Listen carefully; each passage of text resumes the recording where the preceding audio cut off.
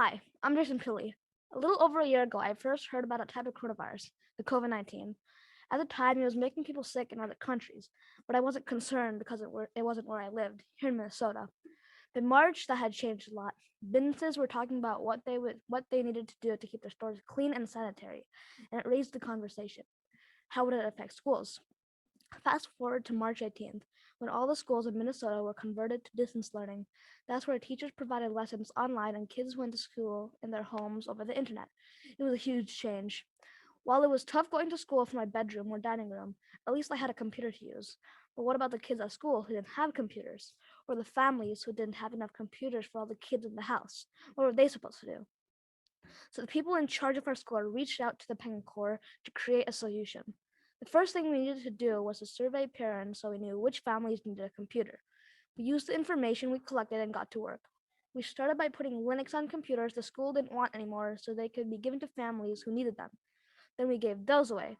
More responses started to pour in. We realized that the supply we had would not be even close to enough. This became a serious problem that was in dire need of a bigger solution. Once we realized that, we started to ask for more. Mr. Kiroff and the school reached out over social media and in the local newspaper, asking people to donate their old computers to us. We used open source software to make them usable again. A whole bunch of people and even some businesses responded. Laptops started to pour in. Most of them worked, but some needed minor repairs, such as new batteries, a charger, or a hard drive. All of the computers needed new software. Linux and open source apps were the solution. We got the computers up and running, tested them, and left them at the school to give away. The school continued to take referrals, and people came in to pick up laptops. Jean, the receptionist in the office, joined our team by walking parents through the software before they could leave with their laptop. Prior to the shutdown, the Penguin Corps gave away 6 computers.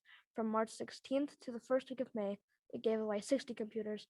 This effectively closed the digital divide we had at the time, as Aspen used an asynchronous model for classes, allowing siblings to share computers at home. It worked. Aspen had intended to have face to face instruction when school started in the fall, but 2 days prior to our teachers reporting back to work in August, we were told by the state that we had to go hybrid, with some kids coming to school Monday and Tuesday, and others coming Thursday and Friday. When kids were at home, they were to attend classes online. Also, unlike in the spring, Aspen went with synchronous classes, which meant that all students were attending classes live at the same time. This meant that every student now needed a device. This drove demand for computers way up. Again, we appealed online and through social media to get donations.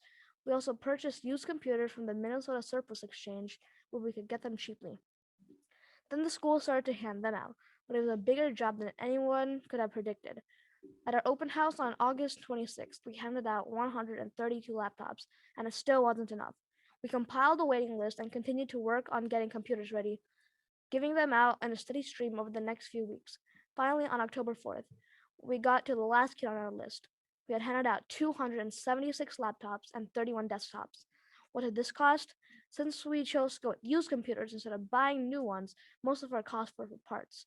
While we mostly used donated computers, this time we did have to buy some from the state, but those were a fraction of the cost of new. As of right now, our total cost for this is still under $6,000. We estimate that we saved our school over $90,000.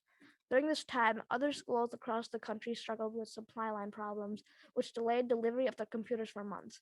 By using open source software, we closed our digital divide, helped our students and teachers, and saved a pile of money. It can be done. Thank you for listening. Coming up next is Julia Hoyd.